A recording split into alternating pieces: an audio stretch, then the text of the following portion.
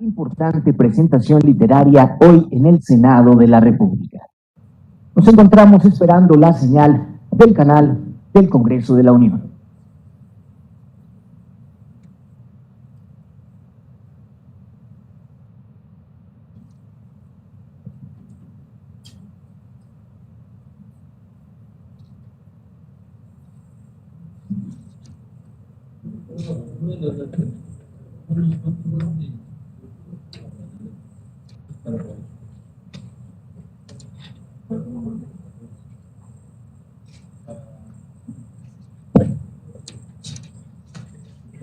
Muy buenos días tengan todas y todos ustedes. La 64ª legislatura del Senado de la República les da la más cordial bienvenida a la presentación del libro titulado Afroamericanas, Trayectoria, Derechos y Participación Política, que organiza la senadora María Celeste Sánchez Ujías, en coordinación con el Instituto Nacional de Antropología e Historia, el Instituto Electoral de la Ciudad de México y Afrodescendencias en México, Investigación e Incidencia AC, en este recinto que es el Auditorio Octavio Paz del Senado mexicano. Para este foro contamos con la presencia en el presidium de nuestra anfitriona y moderadora de esta presentación, la senadora María Celeste Sánchez Ujías, secretaria de la Comisión de Seguridad Social del Senado de la República.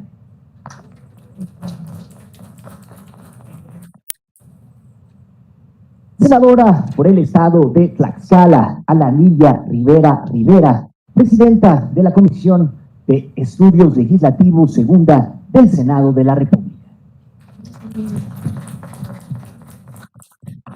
Maestra Carolina del Ángel Cruz, consejera electoral del Instituto Electoral de la Ciudad de México. Doctora María Elisa Velázquez Gutiérrez, investigadora del Instituto Nacional de Antropología e Historia. Nuestras comentaristas de esta mañana, la licenciada Marlene de la Cruz Santiago, diputada electa por el principio de representación proporcional del Estado de Guerrero.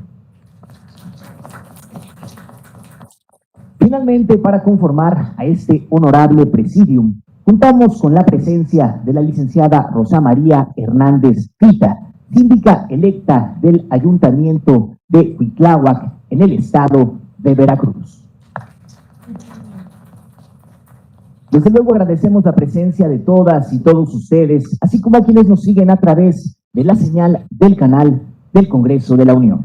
Sin más preámbulos, señoras y señores, escuchamos ahora el mensaje de bienvenida a cargo de nuestra anfitriona y moderadora de esta presentación literaria, la senadora María Celeste Sánchez Ujías.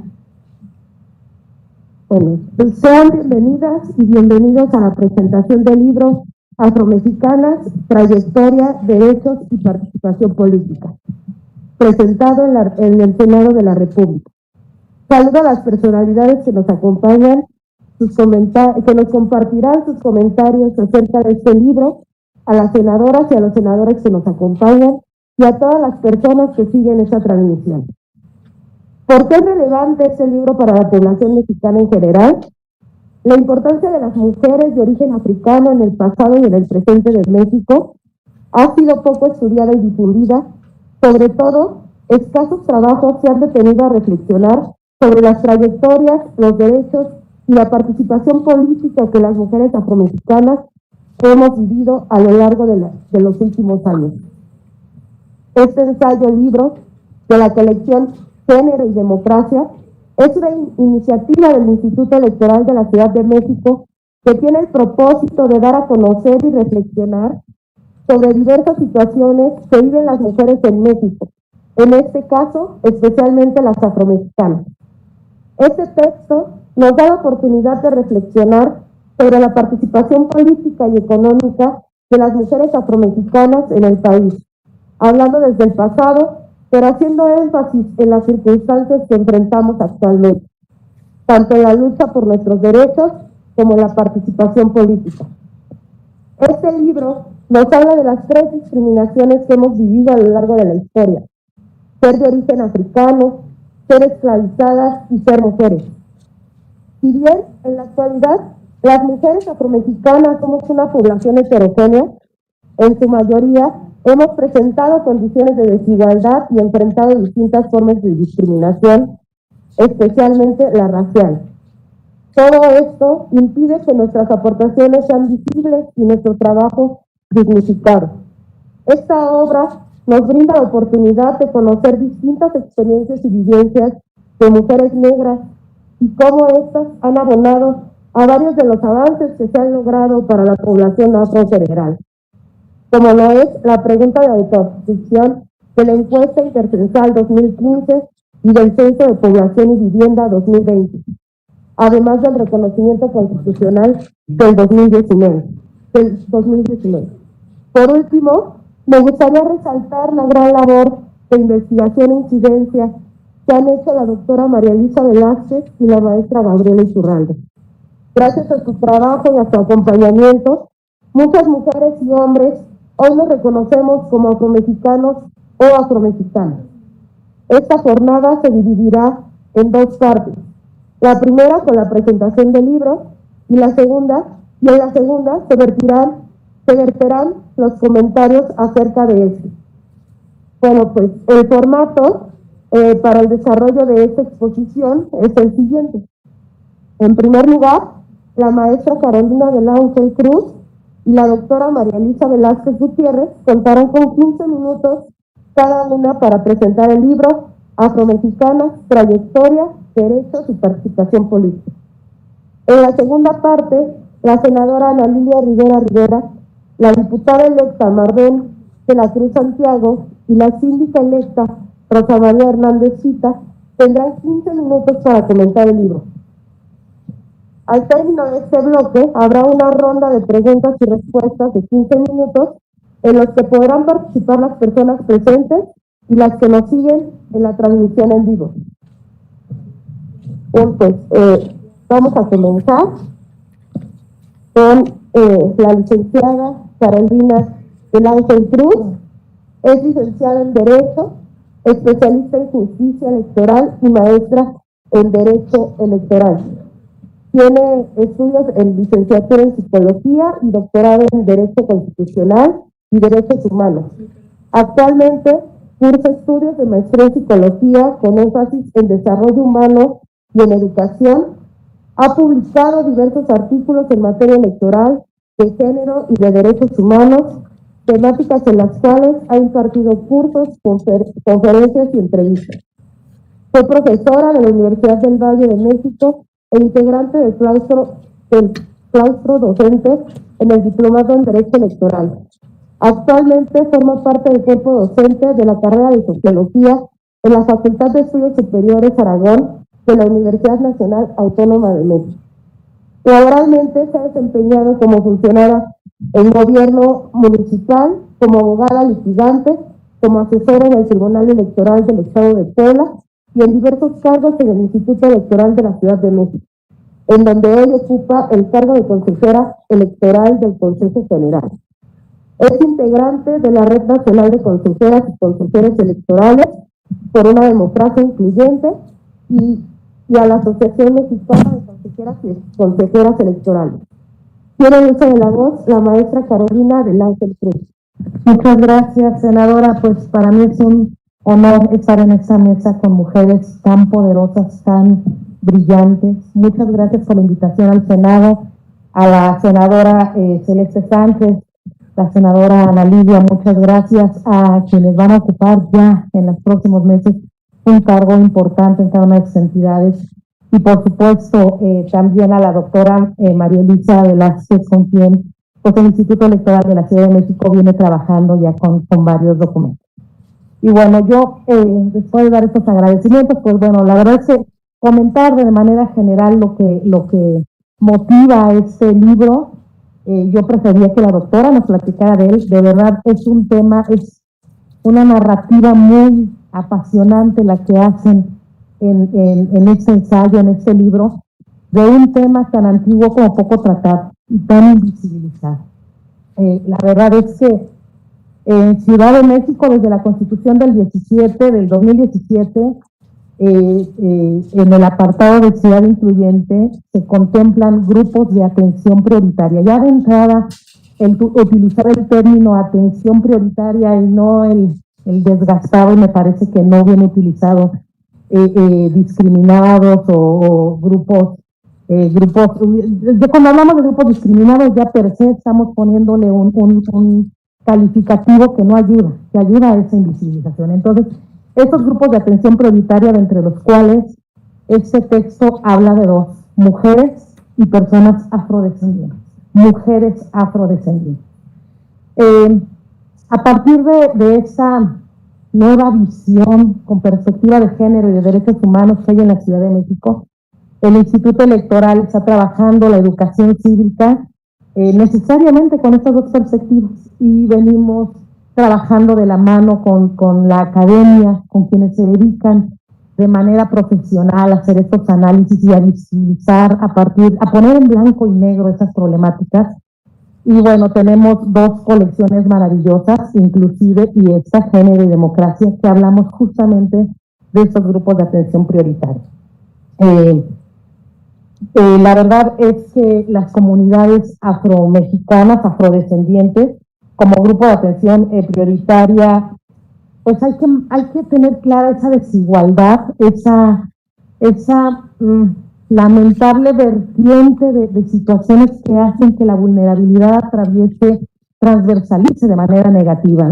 Es una cuestión no solo de origen étnico, sino de género, sino de atención médica. Digo, todas esas cuestiones que de verdad lean ese ensayo van a encontrar sorpresas que pueden llegar a ser indignantes. La verdad es que creo que el hecho de analizar esta cuestión étnica, pero también transversalizarla, sobre todo en el rango, en el ámbito de las mujeres, nos va a dar una visión dolorosa de la invisibilización, en primer lugar, y en segundo lugar, el desapego social ante un grupo que, además de ser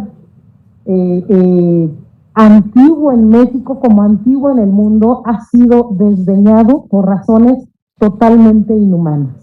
Entonces, bueno, yo quería platicar a grandes rasgos lo que el Instituto Electoral de la Ciudad de México ha venido haciendo en temas de personas afrodescendientes.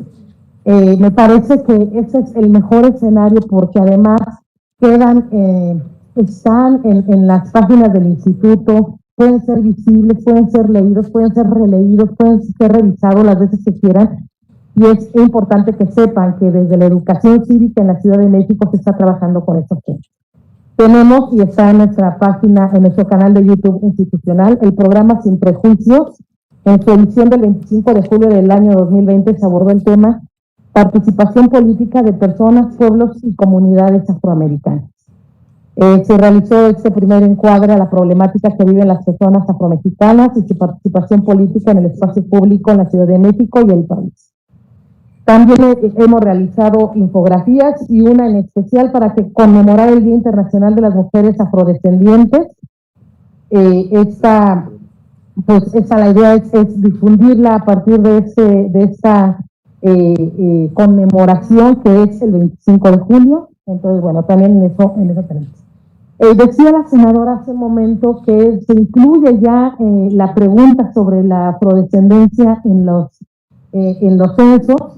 El Instituto Electoral de la Ciudad de México también incluyó una pregunta sobre origen étnico en las boletas de colaboración con México Negro AC para la consulta Niñas, Niños y Adolescentes 2019. En 2019 también, entonces incluimos ya esa pregunta para niñas, niños y adolescentes. Les comentaba nuestras dos publicaciones, inclusive, y la colección Género y Democracia, que es la que el día de hoy, el número 8, nos tiene aquí en la presentación de este libro. Y pues también tuvimos apenas recientemente, el 20 de abril de este año, el conversatorio virtual Afrodescendientes en México, y este evento fue realizado el martes 20 de abril del año 2021 y tuvo como propósito abordar las demandas y retos para dar a conocer las acciones en la lucha por el reconocimiento constitucional y las realizadas para la promoción, defensa y respeto de estos derechos pues que no son adquiridos, que empiezan a ser reconocidos. Esa es la realidad. Derechos ahí están, pero que no se han reconocido en igualdad de circunstancias para todas las personas. Y pues bueno, el caso del libro Afromexicanas, Trayectoria, Derechos y Participación Política, que realizaron la doctora en antropología María Elisa Velázquez Gutiérrez y la maestra de antropología social Gabriela Iturralde Nieto. Reitero, no quiero comentar el libro, de verdad prefiero que sea la doctora la que nos hable de cómo llegan pues no, desde que llegan las mujeres afrodescendientes a México, pasando por la invisibilidad y tocando estos temas de transversalizar todas estas desigualdades en la casa, en la calle, en los cuidados. A mí me gusta mucho que trata un tema ahí de cómo incluso las cuestiones de salud y las cuestiones educativas son un problema zonificadas en donde las personas afrodescendientes pues han establecido de manera mayoritaria la población de algunos espacios. Entonces, reitero, es muy, no solo interesante, sino que además con tantita humanidad, con tantita sensibilidad vamos a entender que tenemos conceptos y tenemos prejuicios que todavía debemos erradicar de manera general como sociedad.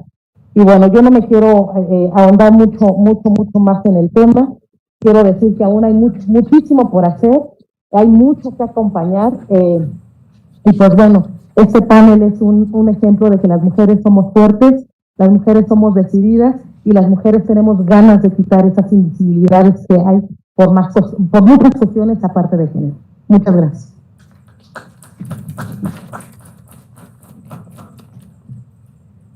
Muchas gracias por su participación, maestra del Ángel Cruz. Bueno, ahora tenemos el turno de la doctora María Elisa Velázquez Gutiérrez. Antes de leer su ampliadísima trayectoria, creo que pues tuve que cortarla, discúlpeme, pero todos conocemos todo el trabajo que ha hecho, no solamente desde la academia, sino con las poblaciones, con las comunidades, y de verdad creo que todas y todos los afromexicanos estamos y deberíamos estar agradecidos con todo el trabajo que ha hecho y que ha puesto sobre la mesa en cada uno de los lugares donde se ha parado el tema, ¿no? Entonces, creo que es muy importante su trabajo. Siempre puedo estar agradecida. Bueno, pues, leeré un poco de su trayectoria. Es investigadora de tiempo completo y profesora en el posgrado de Historia y Etnohistoria en la UNAM, en el INA, e integrante del Sistema Nacional de Investigadores. Fue presidenta del Comité Científico del Proyecto Internacional La Ruta del Esclavo y del Consejo Administrativo del Fondo Internacional para la Promoción de la Cultura, ambos de la UNESCO. Es responsable del Programa Nacional de Investigación Afrodescendientes y Diversidad Cultural en México. Ha colaborado en proyectos nacionales e internacionales y publicado varios libros y artículos sobre la temática afromexicana. Desde hace 25 años trabaja con las comunidades afrodescendientes en la elaboración de proyectos conjuntos, en la demanda de sus derechos, en estrategias y acciones para combatir la discriminación y el racismo, de lo que se destaca el reconocimiento constitucional que se obtuvo en el 2019. Bueno, antes de cederle la palabra, también quisiera agradecer la presencia de la senadora Xochitl Gálvez. Muchas gracias. Sé que también es uno de los temas de interés en su agenda. Y bueno, pues se le concede el uso de la voz, doctora. Gracias. Muchas gracias a la senadora Celeste Sánchez.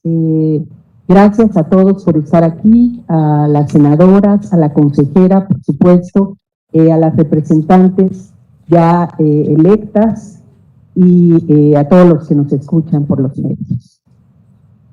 En 1646, es decir, a mediados del siglo XVII, la esclava negra Lucrecia, de tierra Angola, huyó de la casa de su propietaria Leonor de Rojas, vecina de la Ciudad de México.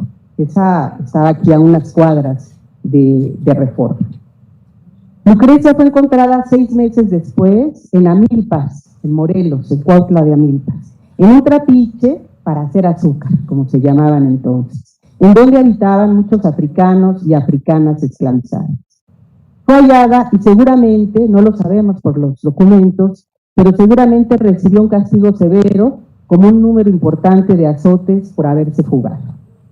Otras muchas mujeres esclavizadas que buscaron la libertad en la Ciudad de México, por suerte no fueron localizadas y muy posiblemente lograron continuar su vida en libertad.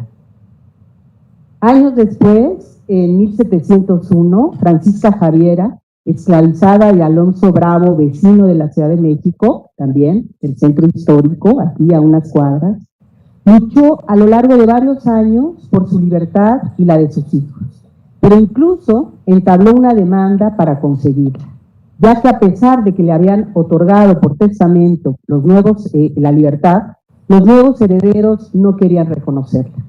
En los documentos que atestiguan su lucha por, cito, la tan favorable y perseguida libertad, Francisca Javiera, a pesar de no saber leer y escribir, logra que se inicie un juicio para que se presentara el testamento en el que, cito, conste en él mi libertad, la de mis hijos, y pida lo demás que me convenga. Pido justicia y juro en forma de ese juicio ser cierto y verdadero. Esta petición fue atendida y los funcionarios correspondientes resolvieron de manera favorable, haciendo valer la cláusula del testamento y otorgándole a Francisca Javiera y a sus 3 hijos la libertad. Como estos, se encuentran en los archivos de México muchos, miles de testamentos de mujeres de origen africano, que si bien arribaron de manera forzada durante el periodo virreinal a México, en condiciones de esclavitud, con vejaciones, con maltratos, sufriendo y enfrentando injusticias y vejaciones, lucharon por conseguir sus derechos y estuvieron atentas a las posibles oportunidades jurídicas que en el periodo existieron. También se tienen muchas noticias de las mujeres que nacieron libres, que también fueron negras, mulatas, pardas, morenas, y que lucharon a lo largo de los años por mejores condiciones de vida para ellas y sus familias. Este ensayo libro que escribí con Gabriela Iturralde, que lamentablemente no pudo acompañarnos, y gracias a la iniciativa del Instituto Electoral de la Ciudad de México, que como decía bien la consejera, hemos trabajado ya en varios textos, y los apoyos del INA, de donde soy investigadora, y del CONACYT, que nos dio apoyo también para trabajar problemas de racismo en México. Este libro habla de las trayectorias de las mujeres africanas y afrodescendientes, centrándose, por supuesto, en las mujeres afromexicanas que actualmente han levantado sus voces y exigido mejores condiciones de vida, derechos y participación política en nuestro país. Para comprender la situación y los retos de las mujeres afromexicanas es necesario conocer su historia. Por eso comencé hablando de esas mujeres que en el siglo XVI comenzaron a alzar las voces y a solicitar que se hicieran justicia a los derechos que merecían. Y por eso este ensayo libro comienza con una semblanza histórica, como decía la consejera, de su llegada a la Nueva España, no solo a las costas del Atlántico y del Pacífico, sino a todo el territorio novohispano. Prácticamente no hay hoy estado de México, de la República Mexicana, que no haya recibido africanos y africanas durante el periodo colonial. Estas personas venían de culturas, tenían nombres, tenían idiomas, y fueron con la conquista y la colonización convertidas todas en negras. Se olvidó hablar de ellos como mandingos, como bolos, como bereberes, como congos, y el tratamiento como negras y negros sustituyó sus particularidades y sus contribuciones. En esa rápida revisión histórica que hacemos en este libro, tratamos de explicar cuándo y por qué la participación y las contribuciones de estas mujeres se menospreciaron y silenciaron en México. Esto es muy interesante. Durante todo el periodo colonial se habla de estas mujeres. Cualquiera de nosotros seguramente se acuerda de los famosos cuadros de casas que han estado expuestos en muchos museos de México, Y ahí las vemos representadas a estas miles de mujeres y también en los documentos. Pero a partir del siglo XIX comienza a haber un silencio, un menosprecio a su importancia en la historia de México. Y esto tiene que ver, entre otras cosas, y lo decimos y lo explicamos en el libro, lo tratamos de explicar, por los prejuicios y estereotipos que surgen a partir de la creencia en las razas. Esta idea que clasificó a los seres humanos en distintos grupos, pero sobre todo supuso que unos grupos eran inferiores y otros superiores. Estas ideas de razas, se ha comprobado, son completamente erróneas, son una falacia, pero sirvieron durante siglos para justificar la llegada de miles, de millones de africanos a América y a otras partes del mundo. Entonces, en el siglo XIX, junto con la construcción del Estado-Nación, se explica la sociedad mexicana como la unión de dos grandes grupos, los indígenas y los españoles, como si además estos fueran solo dos grupos, cuando todos sabemos que los pueblos indígenas están compuestos por muchas poblaciones, por muchos pueblos, por muchas comunidades, lo mismo los europeos o los españoles, pero se borró, se silenció y no se habló casi a lo largo del siglo XIX de las poblaciones afromexicanas, hasta que a mediados del siglo XX, don Gonzalo Aguirre Beltrán escribió su famoso libro, La población negra en México, donde por primera vez dio a conocer cifras, la historia de estas personas y demostró, entre otras cosas, que por lo menos durante el periodo colonial, los africanos de afrodescendientes, las y los africanos de afrodescendientes, habían sido la segunda población más importante de México, después, o sea, antes que la española. Este silencio, entonces, que podemos observar tiene más de 2 siglos, ha tenido repercusiones muy graves para las poblaciones afromexicanas y en particular para sus mujeres. Una de ellas es sin duda el desconocimiento que existe socialmente en la sociedad mexicana sobre su participación e importancia, y otra, la discriminación y el racismo que han tenido que enfrentar y que siguen teniendo que enfrentar.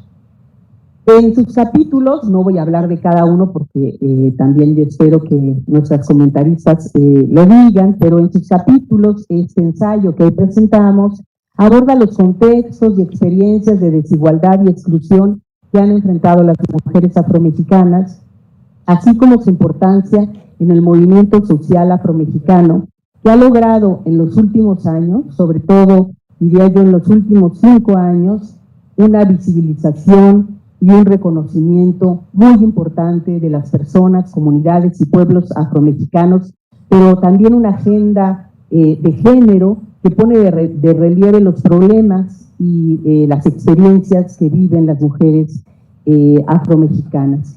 Estos logros de las líderes representantes de las comunidades afromexicanas se han reflejado en 2 cosas que ya señaló la senadora Celeste Sánchez, por lo menos en el reconocimiento en la Constitución Política de los Estados Unidos Mexicanos. Aquí estuvimos, si no mal recuerdo, hace 2 años en ese mismo auditorio exigiendo en un foro el reconocimiento que finalmente se logró el 19 de agosto de 2019, y aunque es un reconocimiento en el artículo 2 con una adenda, es un gran logro para las poblaciones afromexicanas. Y también, por supuesto, la pregunta de autoadscripción en el censo 2020, que también fue un logro de esta confluencia de las representantes de las comunidades, de la academia y de las instituciones como CONAPRED, como la Comisión Nacional de Derechos Humanos y como el Senado. El capítulo 4 está formado, que es el último, por los testimonios de las principales mujeres que en estos últimos años han levantado sus voces y luchado por sus derechos. Este es quizá el apartado medular del ensayo, y como lo mencionamos en el texto Gabriela Iturralde y su servidora, es propósito sobre todo de este apartado hacer un pequeño homenaje a la labor tan significativa que han desempeñado las mujeres afromexicanas, muchas de ellas por más de 20 años, en sus comunidades y en otras partes de México. Y, por supuesto, a partir de sus distintas trincheras. De la Costa Chica de Oaxaca y Guerrero, donde comenzó la organización de las comunidades afromexicanas, están, entre otras, y no voy a citar a todas, pero a las que considero debo nombrar en este pequeño homenaje: Dona Méndez, Alba Patricia Méndez, Eva Gasga, Irma, Margarita, Micaela y Catalina Peñalosa, Paula Cruz, Elena Ruiz, Juliana Acevedo, Teresa Mojica, Yolanda Camacho, Maribel Santiago, Paula Maximiana Laredo, Tania y Carolina Ruiz, Patricia Ramírez Bacín y Rosa María Castro, entre otras muchas.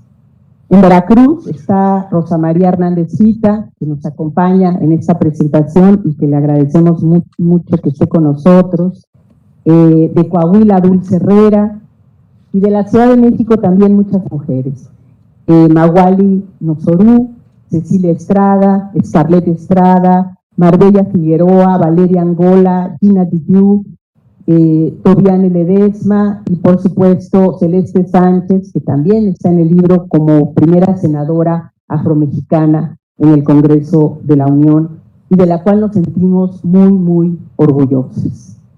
¿Qué pensaría Francisca Javiera o Lucrecia, mujeres africanas y esclavizadas que estaban aquí a unas cuadras viviendo en esta Ciudad de México, si vieran a descendientes de ellas, de sus familias, con una representación política tan importante como la que hoy tiene Celeste Sánchez o Rosa María Hernández o Maribel? Quiero terminar agradeciendo mucho el apoyo de varias personas que estuvieron con nosotros para escribir este texto libro, de Virginia Franco, de Liliana Paz Flores, y por supuesto también las magníficas fotos de José Luis Martínez Maldonado, que también aparecen en el libro y que se han hecho a lo largo de varias visitas a las comunidades.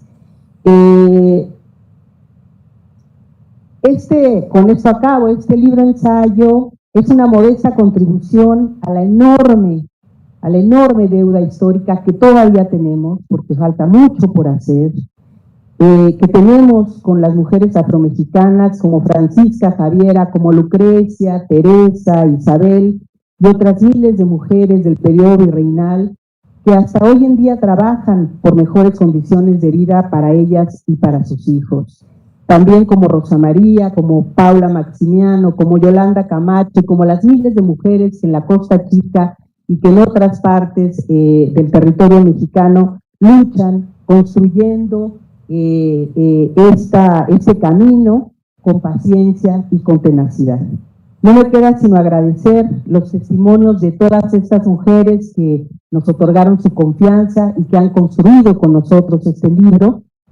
También agradecer, por supuesto, al Consejo, al Instituto Electoral por su sensibilidad para este tema y, por supuesto, el recibimiento del Senado de la República y especialmente la hospitalidad de las senadoras. Muchas gracias.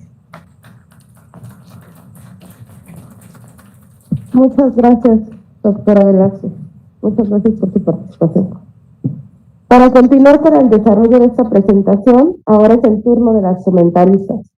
La senadora Ana Lilia Rivera es licenciada en Derecho por la Universidad Autónoma de Tlaxcala y cuenta con estudios de maestría en Derecho Constitucional y Amparo.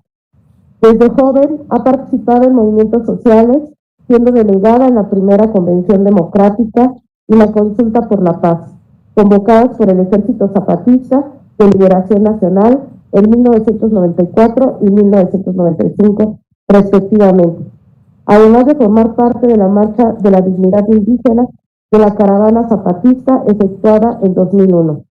Es fundadora del Movimiento de Regeneración Nacional y en 2007 fue electa como diputada del Congreso del Estado de Tlaxcala, donde logró la aprobación por unanimidad de su propuesta de ley de fomento y protección al maíz nativo como patrimonio alimentario y en diversificación constante de Tlaxcala. La senadora Rivera ha trabajado intensamente en la defensa del maíz nativo de Tlaxcala y ha realizado actividades relacionadas con la defensa del territorio y el agua. La senadora ha sido una promotora y aliada fundamental en la concreción de iniciativas y acciones en favor de los derechos de las mujeres e integrantes de grupos en situación de vulnerabilidad. Quiero el uso de la voz la senadora Ana Lilia. Muy buenos días a todas y todos. Me siento muy agradecida por la invitación a ser parte de este panel tan importante por lo que se está construyendo y seguramente comprometerá para el futuro sobre la invisibilidad de algo que pareciera increíble de creer. Me da mucho gusto estar no solamente con las investigadoras, que hoy dan testimonio documental y científico de el paso de mujeres y descendientes de mujeres africanas que no llegaron aquí por su voluntad. Me da mucho gusto estar aquí con Celeste, una activista en la defensa y la reivindicación de los suyos, de los nuestros. Gracias, Celeste. Y bueno, pues, desde niña, así como ustedes, como muchas mujeres, pues también me tocó nacer en la discriminación. Yo soy familia, mi familia todos son campesinos en el estado de Tlaxcala. Y en el campo muchas mujeres nacemos solamente para tener familia. Y cuando tú no quieres eso, entonces no estás en el entorno familiar y hay que empezar a romper cadenas. La esclavitud no solamente fue legal, sigue siendo cultural. Por eso aprendí a ser libre con la poesía. Y quise empezar el día de hoy, porque después de lo que leí, porque lo leí en el extraordinario ensayo, creo que voy a hacer mi comentario con poesía. De Gioconda Belli. Uno no escoge el país donde nace. Esos más de 2.500 descendientes de africanos que llegaron a México en el virreinato, todavía no era México, en la Nueva España, no decidieron estar aquí. Uno no decide dónde nace, pero ama el país donde ha nacido. ¿O no lo ama, Celeste?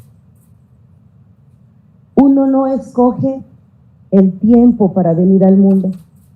¿Quién quería nacer siendo esclavo? Pero debe dejar huella de su tiempo. Y ahí están esas narrativas de estas mujeres que encontraron documentadas que hace más de 300 años pedían su libertad. Estaban dejando huella en su tiempo. Nadie puede evadir su responsabilidad y dejar que pasen los años y los años hasta que nuestra memoria se borre. Y si ya no luchamos nosotros, ¿vamos a dejar de luchar? Nadie puede taparse los ojos, los oídos, enmudecer y cortarse las manos.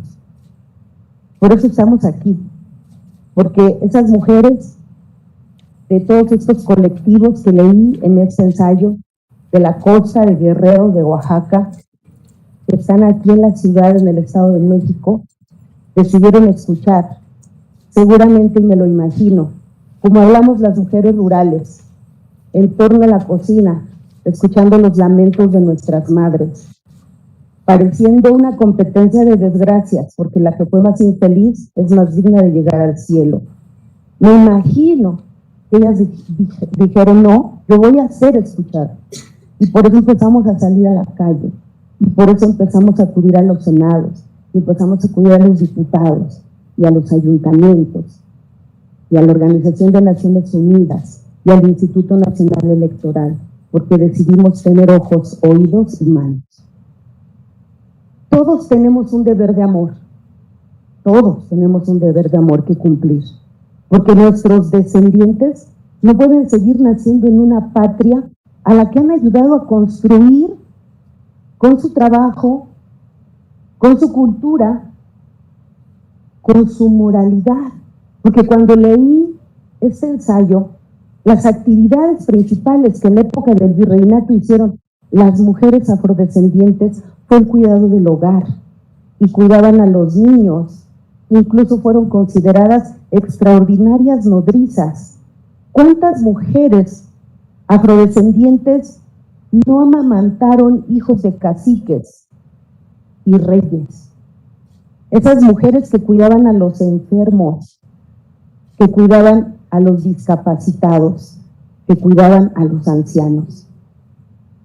Las mujeres afrodescendientes tuvieron una labor de amor que ni siquiera su propia familia les daba.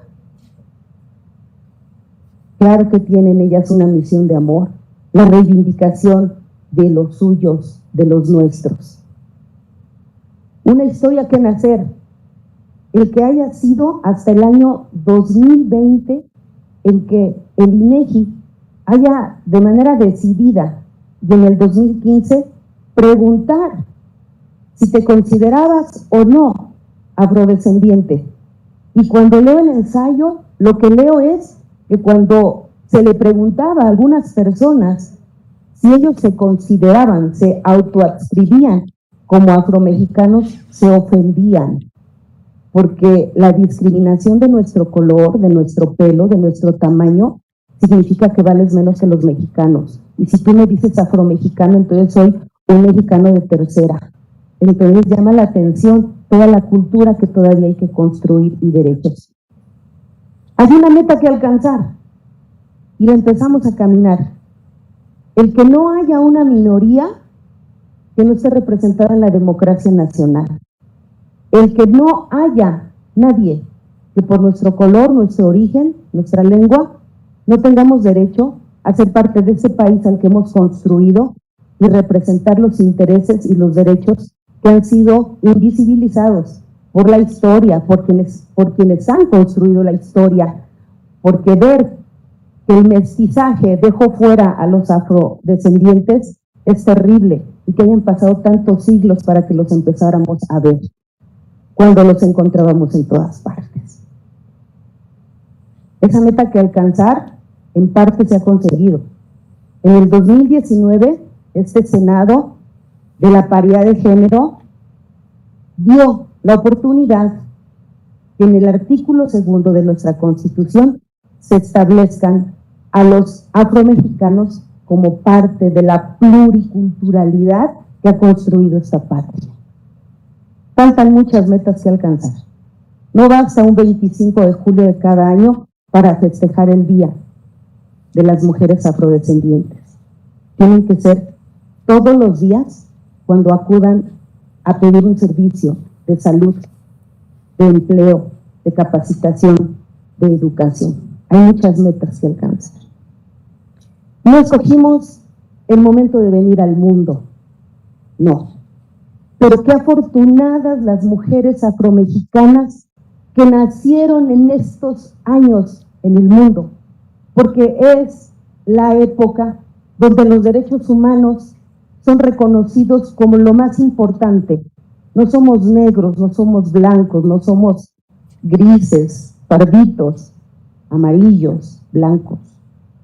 Somos seres de la tierra, somos terrícolas y todos tenemos los mismos derechos humanos. Los tenemos hoy en nuestra posibilidad que lograr absolutamente para todas y todos, sin importar credo, color, religión, tamaño.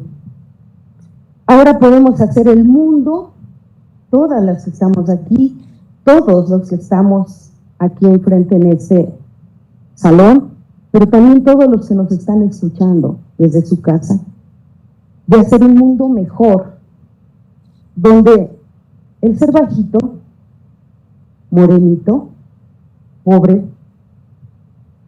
quizá inculto, analfabeta, se convierta en un motivo de trabajar más para que todos jalemos parejo y no en un pretexto para seguir discriminando. Podemos hacer un mundo mejor y hay muchas oportunidades para que hagamos un mundo mejor. La discriminación que los descendientes afromexicanos han vivido en este país, que han construido con su esfuerzo, su trabajo y su cultura, tiene que ser visibilizado, no más discriminación. En el cotidiano vivir y en los servicios que merecen y que necesitan con programas y presupuestos justos del Estado. Ahora podemos hacer el mundo en que nacerá y crecerá la semilla que trajimos con nosotros y con nosotras. Bienvenidas a esta su casa. Gracias y muy amables. Muchas gracias por tu participación, senadora. De verdad creo que nos haces reflexionar, creo que siempre hemos dicho, ¿no? Esto que se ha logrado no solamente es para la población afrodescendiente, es para todas y todos los mexicanos, ¿no? Conocer la historia completa de dónde venimos, quiénes somos y todo lo demás, creo que abona no solamente a nosotros y a nosotras, sino a todos los mexicanos y mexicanas. Muchas gracias. Continuamos con la presentación de la diputada electa Maribel de la Cruz Santiago.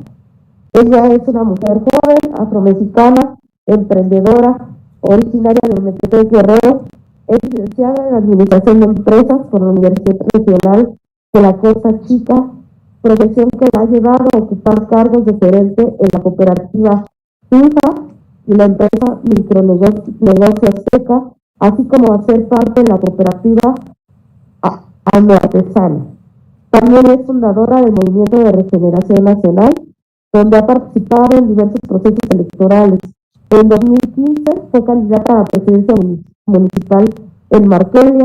En 2018 colaboró en la precampaña y campaña a la presidencia de la República de Andrés Manuel López Obrador. En 2021 fue candidata a diputada local por el principio de representación popular, resultando electa. En el campo del activismo social ha promovido las causas del feminismo, la exigencia por la presentación con vida de los estudiantes desaparecidos de la Escuela Normal Rural de Ayotzinapa y los derechos de la población afromexicana, rubro en el que ha realizado talleres de identidad afromexicana en los municipios de Marquelia y de Ometepec.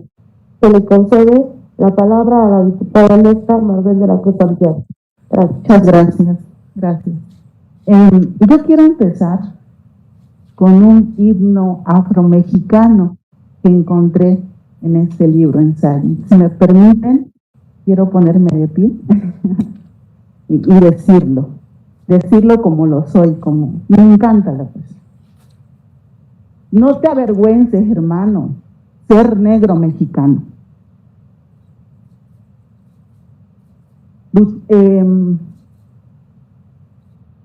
Unidos lucharemos, tomados de la mano.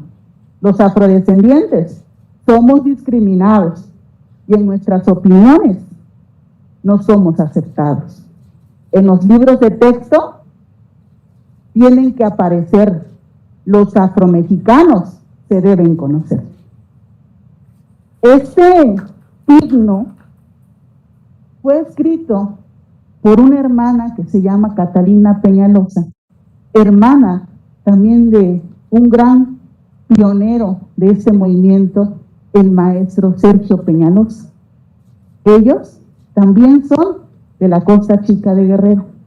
Su servidora es de Marquelia, soy originaria de Ometepec, soy de la región Costa Chica del estado de Guerrero. Un agradecimiento a la senadora Celeste por este espacio que nos brinda. Pocas mujeres tenemos la oportunidad de estar en estos espacios donde podemos expresarnos. Y mi gran felicitación a estas autoras de este libro ensayo, a la maestra María Lisa, que la conozco gracias a mi madre, que me ha hablado muy bien de ella y que ella me ha llevado de la mano. Mi madre me acompaña, está aquí conmigo, también luchadora de ese movimiento afromexicano desde hace ya varios años, y que me considero joven, pero me hubiera encantado que desde mi niñez hubiera conocido mi historia. No es demasiado tarde, porque aún no estoy casada y no tengo hijos. No es demasiado tarde, porque sé que mi familia, mis hermanos, mis padres y los que vienen van a conocer mejor la historia que yo. O juntos vamos a seguir buscando de dónde venimos, quiénes somos y qué es lo que queremos lograr. Y entonces escribí con mis palabras este resumen a través de que me pongo a leer este libro que me lleno de sentimientos por la historia, por las experiencias de grandes mujeres en todo el país, en Guerrero, en Oaxaca. Como lo dice la introducción de este libro, es de gran interés porque nos permite reflexionar sobre la participación en el ámbito económico, social y político de las mujeres afromexicanas. Y entonces comprendo que nuestro trabajo como mujeres en colectivo logramos más. Logramos más beneficios para nuestras mujeres afromexicanas si trabajamos juntas y unidas, como lo dice nuestro himno. Hace falta mucho por hacer. Y lo dijo bien claro nuestra hermana Catalina Peñalosa. Queremos aparecer en los libros de texto. Y esa es una de las luchas, y uno de los objetivos y una de las prioridades. Pero también este libro estoy entendiendo que estamos atravesando por circunstancias en el ámbito político donde todos los días nos damos cuenta de que merecemos nuestros derechos, los merecemos y exigimos nuestros derechos, pero también exigimos intervenir en la política. Ahora que su servidora estará en el Congreso local del Estado de Guerrero, me doy cuenta que somos pocas las que hemos estado en ese espacio. Y las que han estado, mis hermanas, no han tenido el apoyo de ningún gobierno de ningún nivel político. No han tenido el apoyo de sus propias familias afromexicanas, de su pueblo, de su comunidad, porque espero no ofender, pero a veces dentro de nuestra comunidad existe la discriminación y el racismo, porque nos dicen, tú Marvel, tan joven, no estás casada, no tienes hijos, no puedes gobernar, espera tu momento. Y yo les contesto, me sigo preparando profesionalmente, estoy conociendo mi historia. ¿Y por qué no puedo participar en la política? Porque los jóvenes y las mujeres tienen primero que hacer un trabajo territorial y empiezan a decirnos, y me doy cuenta entonces que será porque no nos ven capaces y porque entonces nosotros o nosotras no nacimos para tener responsabilidades de ese tamaño. Y bien, también observo en el libro que hay una prioridad importantísima que no debemos de olvidar, y que es que nuestros jóvenes y nuestras mujeres afrodescendientes se interesen en luchar por sus derechos. Pero para que esto se logre, nosotros, nosotras, tenemos que seguir haciendo talleres, cursos, trabajo de identidad, de visibilidad en todos los espacios, en todos los lugares donde podamos. Es nuestra tarea, porque nosotros ya estamos en este movimiento, ya nos interesa, pero hay muchas personas que son afrodescendientes y no lo saben. Tenemos que ser más y más y más cada día para que sea más fácil lograr nuestros objetivos. Como mujer, no hay responsabilidad pequeña. Así se encuentre en la familia, en la sociedad, en el ámbito económico y político.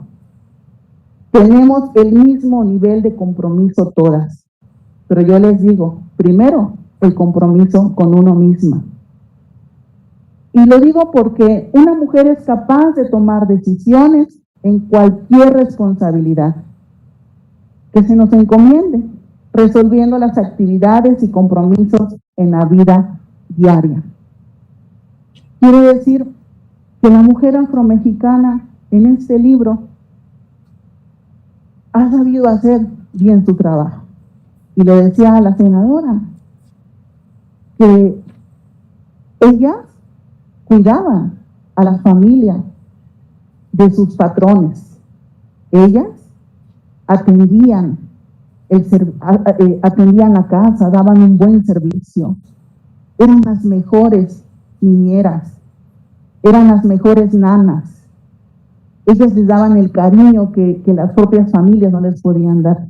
Era una actividad que creían aquellas familias que tal vez para ellas era estar todo el tiempo esclavizadas. Me las imagino dándoles de mamar a esos pequeños, y yo digo, creo que se sentían mejor ahí que estando haciendo otras actividades más complicadas y más difíciles. Pero entonces me visualizo y digo, pues si somos valientes, somos fuertes, somos capaces de cualquier tarea que se nos encomiende. Las mujeres afromexicanas, yo me catalogo, y así me veo, que cualquier tarea que me pongan, no me rajo, lo hacemos, porque entiendo bien que vengo de una madre que me parió fuerte y valiente, de una abuela que su marido era 100% indígena, hablaba otra lengua, y que mi abuela se va a vivir a un pueblo indígena donde sufre discriminación y racismo, y aún así pudo sacar a su familia adelante sin tener contacto con ningún indígena, porque cada vez que ella lo tenía, era discriminada. Así fuera el molino, le tiraban la masa y se regresaba sin nada. Y logró tener en su casa todas las condiciones para no necesitar de nadie más. Y pudo sacar adelante a sus hijos. Y por eso digo, aún en las condiciones en que las mujeres afromexicanas se encontraban, ellas sacaban su tarea adelante.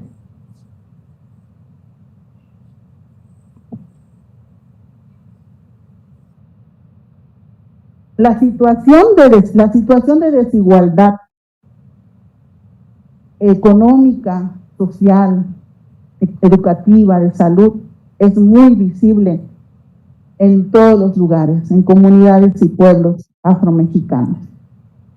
Hay desigualdad en algunos espacios más que otros. Y entonces hay una necesidad de crear políticas públicas, pero también es necesario que exista nuevas instancias públicas para atender específicamente a las personas afromexicanas.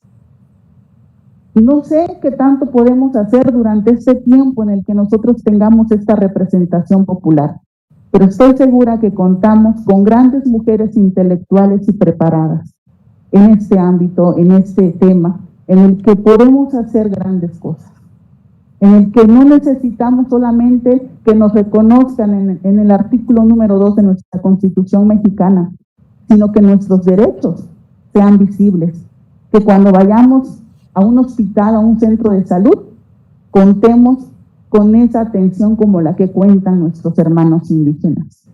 Porque a veces nosotros, hasta para pedir una cita médica, somos las personas generales, y nuestros hermanos indígenas es más fácil que sean atendidos. Por eso vamos a seguir luchando, por esos 3 puntos que a mí me interesan en mi Costa Chica de Guerrero, por seguir construyendo, por seguir fortaleciendo la identidad afromexicana, pero también porque existamos en todos los espacios, no solo en el ámbito político, sino social y económico.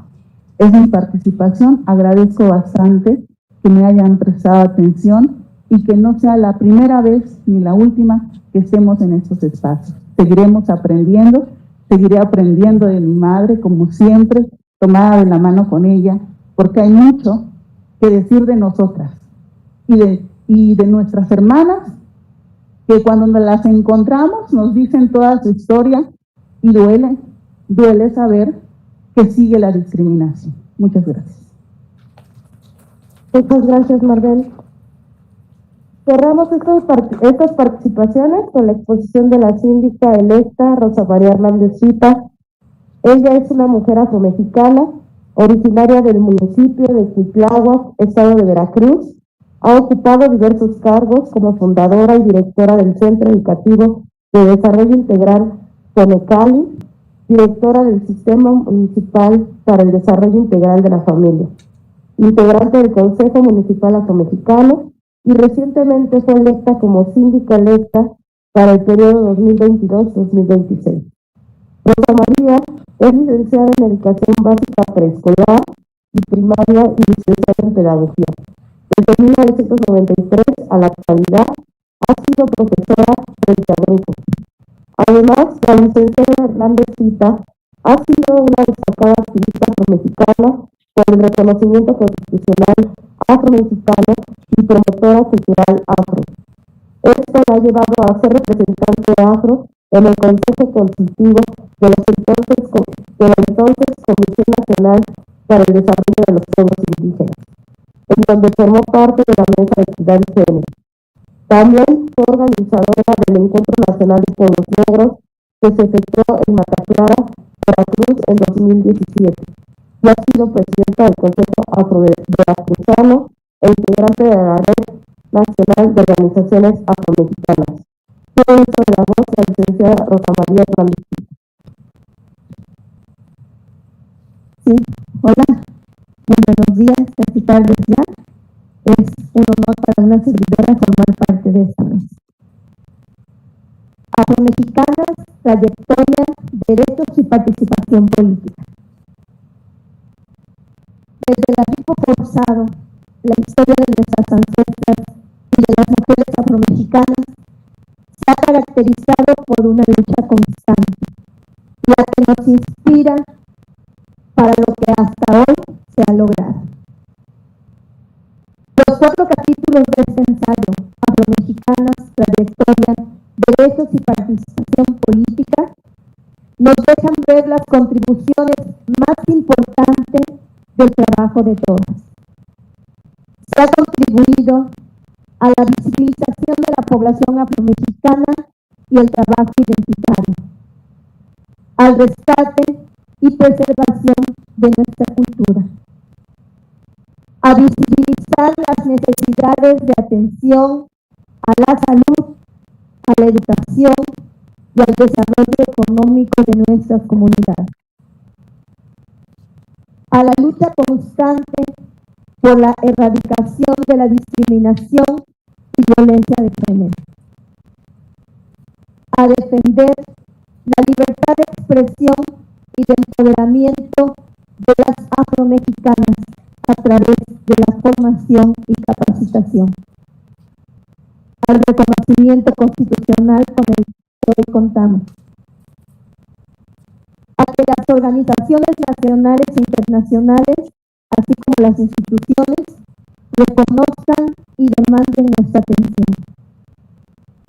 Se ha contribuido también a abrir los espacios de atención e inclusión para la población afromexicana en las instituciones gubernamentales y organizaciones de nuestro país, especialmente de las instituciones aliadas que han sido nuestras compañeras, como es el Instituto Nacional de Antropología e Historia, CONAPRED, Derechos Humanos y todas las instituciones que han sido solidarias con nosotros. A defender a un solo grito el goce pleno de nuestros derechos, a defender los espacios de participación política y representación que nos hemos ganado con trabajo, abriendo espacios para que cada día más hermanas estemos en posiciones de toma de decisiones. Y a seguir sembrando, hemos contribuido a seguir sembrando lo que generaciones de mujeres afromexicanas que vendrán detrás de nosotras podrán gozar y seguir defendiendo. Todos los logros luchando sin tregua, siempre por nuestros derechos.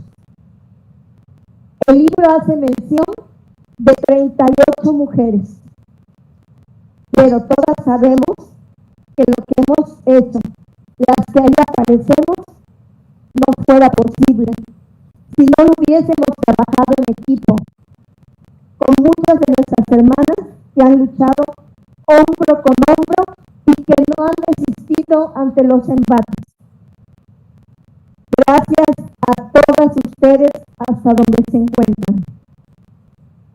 Quiero agradecer infinitamente a mis hermanas, especialmente del estado de Veracruz, a Male, Magali, Edith y Mariana del municipio de Yanga, a Cele, a Doña Cruz y a Daniela López de Coyolillo, a Natividad Merino en Amatitlán, a Raquel Peña Virgen, mi síndica electa suplente del municipio de Pitlagua, a Lupita y Doris Cariaga en el municipio de Tamiagua, y a todas las integrantes y los integrantes de los consejos afromexicanos del estado de Veracruz. Gracias a todos ustedes hasta donde se encuentran con mucho cariño. Quiero agradecer también a la senadora María Celeste Sánchez Tupía por la organización y convocatoria a este evento, al Instituto Electoral de la Ciudad de México por hacer realidad que esas historias queden plasmadas en este libro.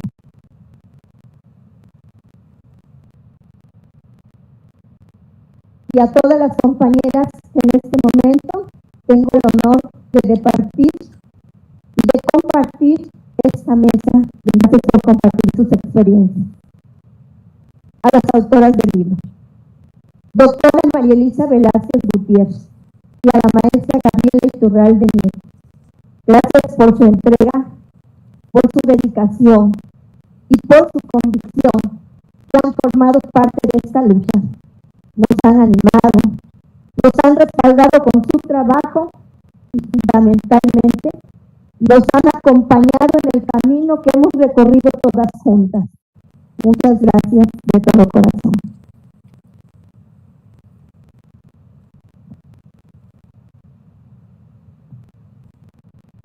Estas contribuciones de las que hoy hago mención ha sido un camino que no ha sido fácil para todas. Un camino que ha estado lleno de lucha, pero también a veces de mucha fuerza, pero en momentos también esa fortaleza, ¿verdad? En ocasiones nos sentimos solas, muchas veces, desanimadas porque sentimos que todo se dificulta.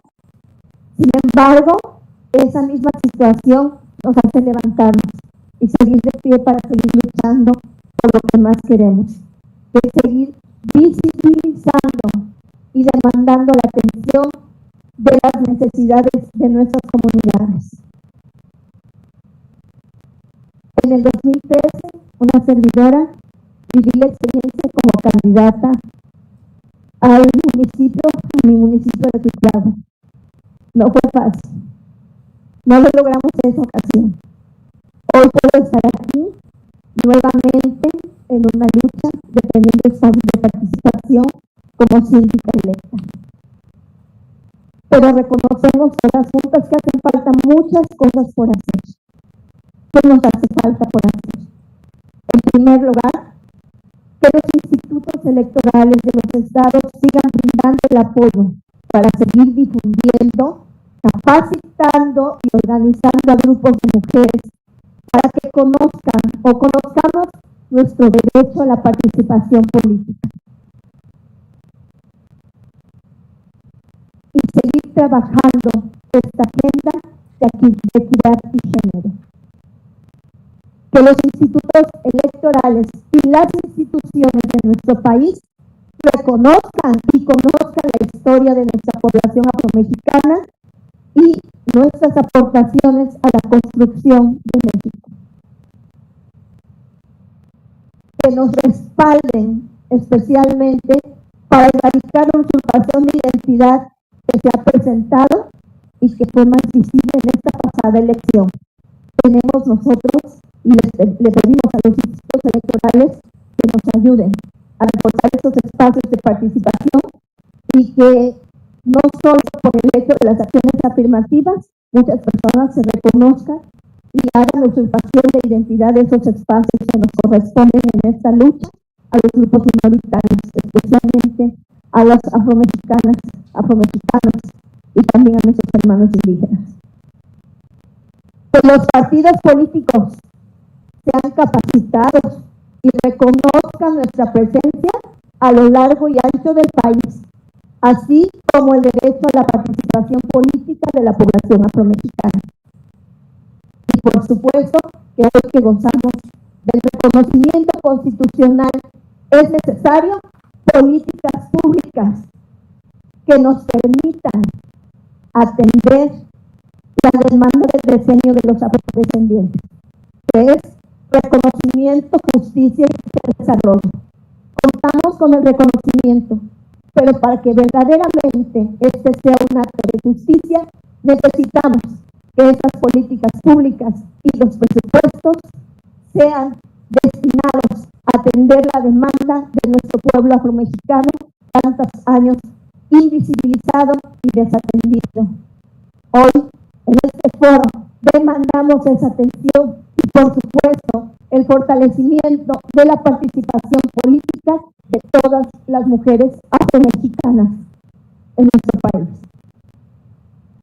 Y termino mi participación precisamente con una décima compuesta por un compañero de los consejos afromexicanos en Veracruz, y con esa me despido. Rosa María Hernándezcita es mi nombre y la nobleza que viene de los cabeza por ser china y morenita, pero si lo solicita puede mi sangre italiana ceder ante la africana y decirles con convicción que soy afromexicana. Gracias. Muchas gracias. Agradecemos mucho las valiosas intervenciones tanto de las presentadoras como de las comentaristas del libro. Enseguida pasamos a la etapa de preguntas y comentarios, por lo que solicito que quienes deseen intervenir lo manifiesten para hacer el registro y concederles el uso de la voz.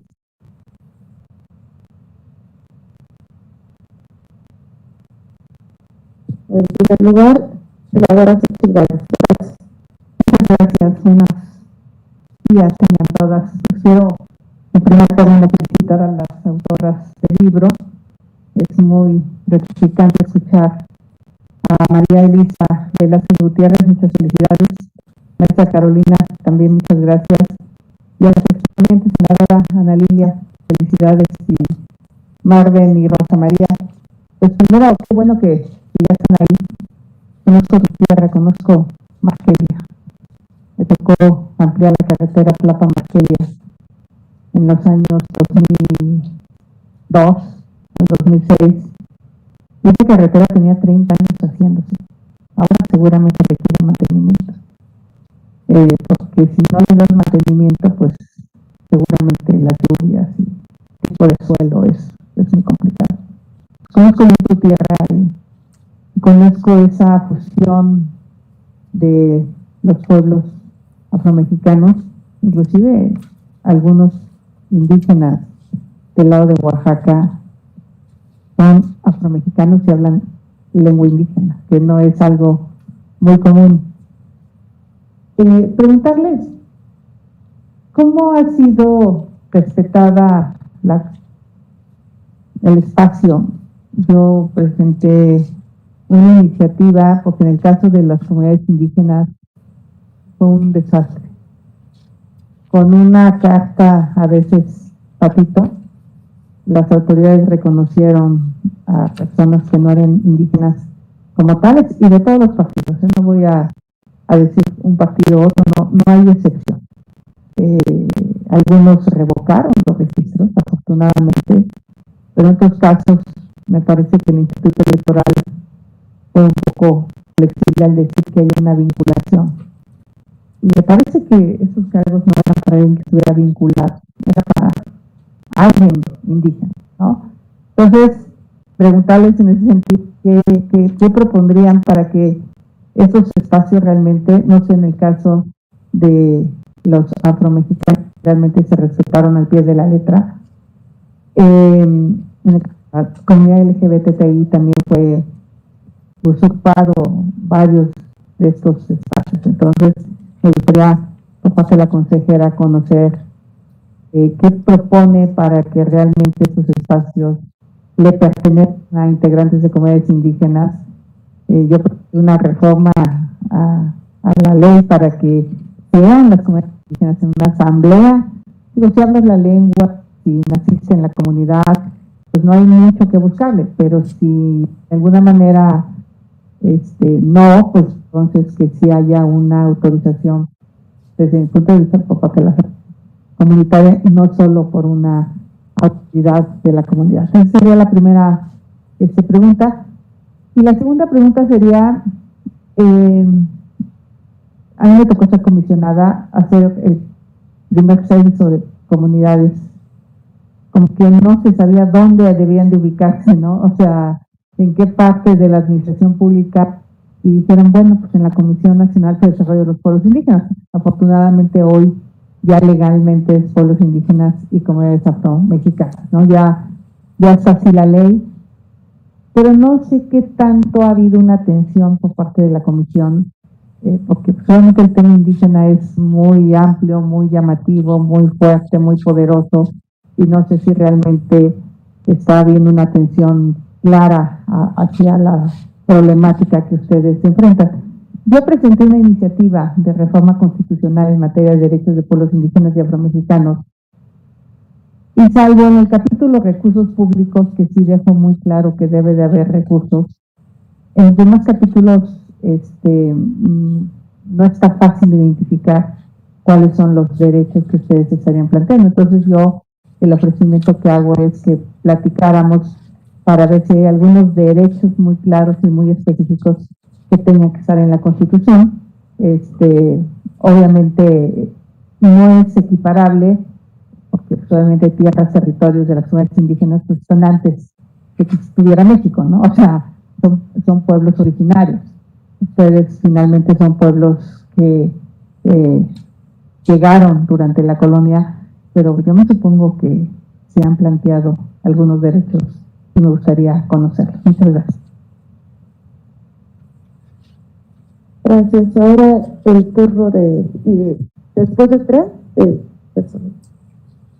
Maribel. Salo Patron Yulku Yal Oyo Nakol Autia Nakho Antón. Buenas tardes, mujeres hermosas que trabajan para las mujeres afromexicanas. Primero agradecer a la senadora por esta invitación que nos hace y me siento contenta, emocionada por este trabajo que ha hecho la doctora María Elisa Velázquez y la doctora Gabriela Iturralde. La verdad, contenta de estar aquí y que todo este trabajo que nosotras estamos haciendo y que nos tocó vivir como autoridad en ese entonces, muchas veces porque también nosotras no estamos preparadas para esos cargos, y cuando no estamos preparadas es allí donde entra la discriminación. No podemos hablar, no sabemos qué hacer y nos ofrecen esos espacios. Fue una gran experiencia para mí conocerlas a ustedes y conocer que se estaba haciendo esta labor social.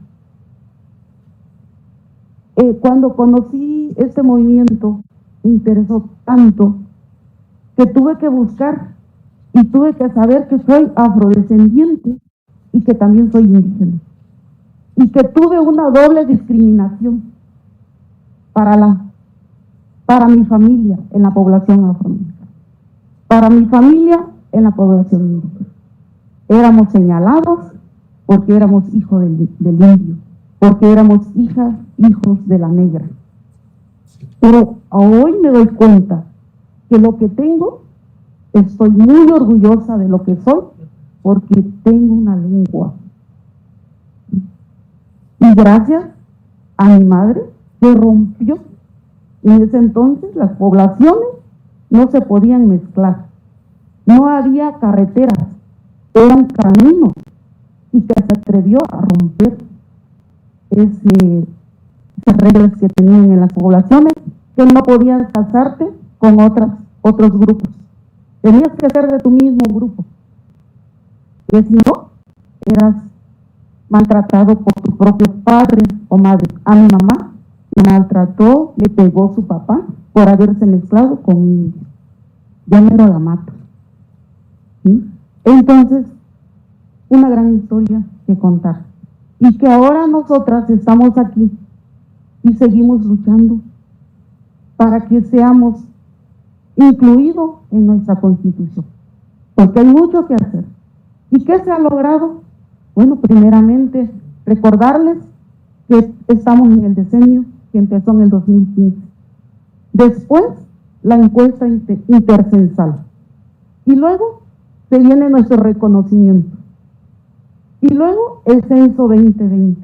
Entonces, en colectivo, hemos hecho mucho trabajo.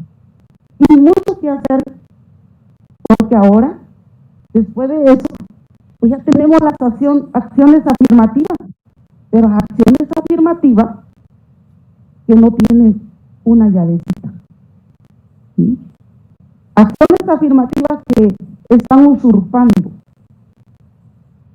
Entonces, hay mucho trabajo todavía que ir trabajando en colectivo. Agradezco que estemos aquí. Agradezco que me hayan invitado. Pues, muchas gracias. Gracias, Maribel. Mi nombre es Maribel Santiago Arellanes. Soy originaria del municipio de Tlacuachi, Tlahuaca, y vivo en Ometepec, Guerrero. Entonces, por eso la digo. Muchas gracias. ¿Alguien más necesitaría participar? Bueno, voy a leer antes que nada algunos comentarios de las redes sociales. La Embajada de Ghana, felicidades por estos espacios tan necesarios. Saludos desde Ghana. También debemos de continuar investigando para comprobar que si hoy podemos disfrutar de algunas manifestaciones sociales, que las debemos en parte a las mujeres que nos antecedieron en siglos atrás, incluyendo a las mujeres que tuvieron triple sello de discriminación, mujeres negras y esclavizadas, y sin embargo levantaron la voz, se manifestaron y rompieron estereotipos. Es un placer escuchar la palabra de la doctora María Luisa Velázquez y de la maestra Gabriela Iturralde. Y bueno, por ahora sí me gustaría pasar como a la respuesta. Gracias. Senadora, creo que justo el dedo en la llaga. Acciones afirmativas, sí, sí y sí, vimos que son necesarias. Hemos visto, o sea, las mujeres somos testigos, somos constancia de que las acciones afirmativas son indispensables. El punto es que si una acción afirmativa no viene acompañada de la política pública o de la norma, se cae en cualquier tribunal, y me parece que eso es lo que está pasando. Muchos institutos electorales hemos tratado de ser muy progresistas, pero nos cuesta mucho trabajo porque como no encontramos un sustento legal, los tribunales nos tiran esas acciones afirmativas. Entonces, ¿qué necesitamos primero? La política pública, porque también hablábamos hace un rato de la Constitución de la Ciudad de México, ¿no? Estamos hablando de más de una decena de grupos de atención prioritaria. Vamos a hablar concretamente de Ciudad de México, 66 diputaciones. Todos los grupos de atención prioritaria hablan de acciones afirmativas. Entonces, creo que primero hay que valorar cómo englobarlas. Segundo, creo que es indispensable para casos concretos. Es increíble, incluso hablando de mujeres, y la señora Tlaxcala no me va a dejar mentir, increíble que para candidaturas de mujeres haya que determinar que son mujeres. O sea, a ese tamaño hemos llegado. Es muy delicado el tema de las acciones afirmativas y de esa autoadscripción que es muy pro y muy con una perspectiva de derechos humanos global, pero que no está atendiendo a las necesidades de esos grupos de atención prioritaria en lo individual. Y entonces es bien fácil, dicen ahora otras como memes, ¿no? Me asumo como un helicóptero de 2 hélices. Bueno, es que hemos llegado a ese absurdo donde creo que la ley sí debe marcar adscripción calificada para varios grupos de atención prioritaria. Uno de ellos es la afrodescendencia y por supuesto los pueblos y barrios originarios en la Ciudad de México, grupos originarios en todo el país. Creo que sí hay algunas acciones que la propia ley, a partir de estudios antropológicos y sociológicos y de muchos multidisciplinarios, estudios multidisciplinarios, jurídicos, por supuesto, marquemos en la ley cuáles son las reglas mínimas de una autoadscripción calificada.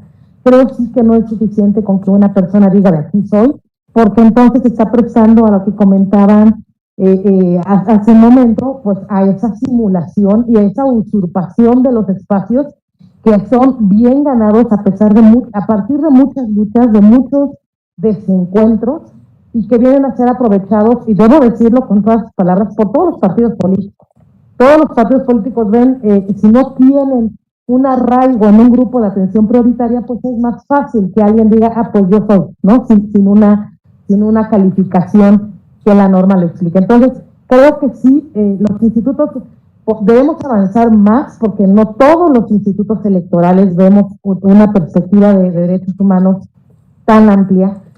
Muchos nos frena este temor de la calificación que van a hacer de nuestra actuación los tribunales, pero un temor fundado, reitero, un temor fundado en que no hay arraigo jurídico a veces en esas acciones, y que afuera nos dicen, afuera de la propia institución, están legislando, se están extralimitando a la norma, incluso, yo debo decirlo, incluso con amenazas de destituciones por irnos fuera de la norma. Entonces, ¿qué hace falta? Un trabajo de la mano con los poderes legislativos para implementar en la norma la forma de calificar, porque además tampoco puede ser una cuestión nacional. No es lo mismo una autoadscripción calificada en Guerrero que en la Ciudad de México, ¿no? Entonces, también hay que tener esa perspectiva por zonas, no hacerlo un tema nacional.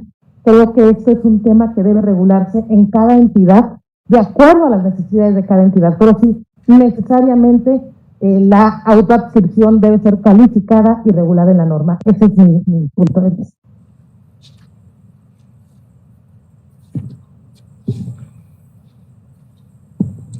Sí, gracias. Estoy totalmente de acuerdo con la consejera.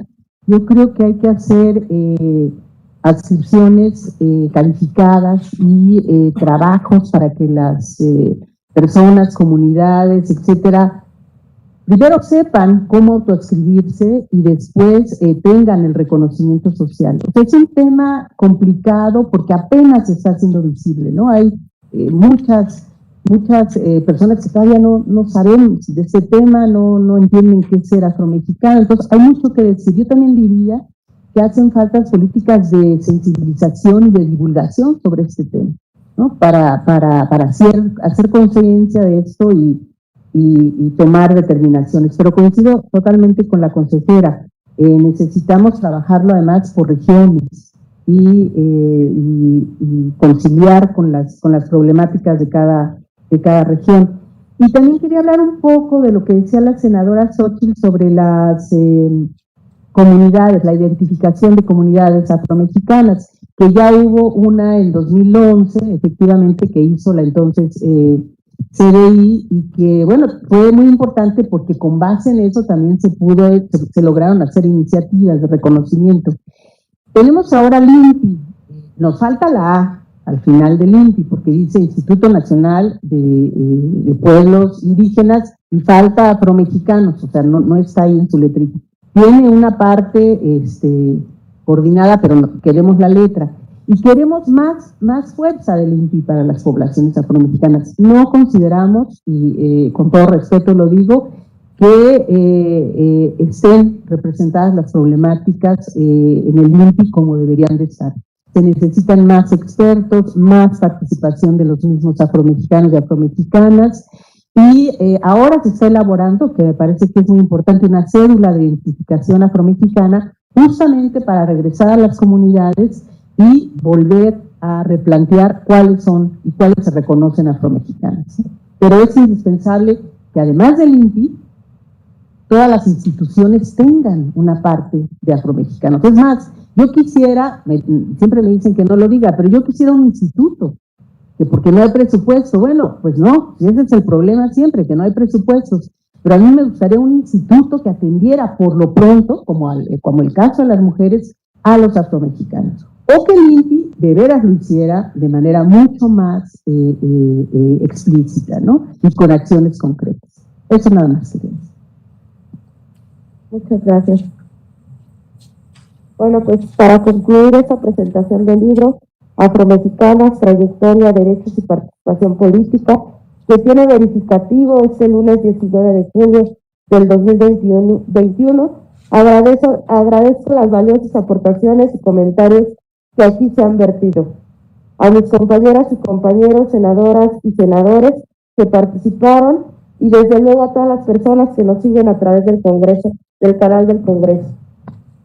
En razón de que hemos agotado los trabajos previstos, quiero reiterar el agradecimiento a todas las personas que hicieron posible este evento, compartiendo generosamente su tiempo, experiencia y conocimientos. Al equipo técnico, al personal administrativo, de eventos, informática y del canal del Congreso. Estoy segura de que esta presentación abonará a la difusión del tema afrodescendiente en general y seguirá visibilizando los aportes de las mujeres afromexicanas del pasado y del presente. Muchas gracias.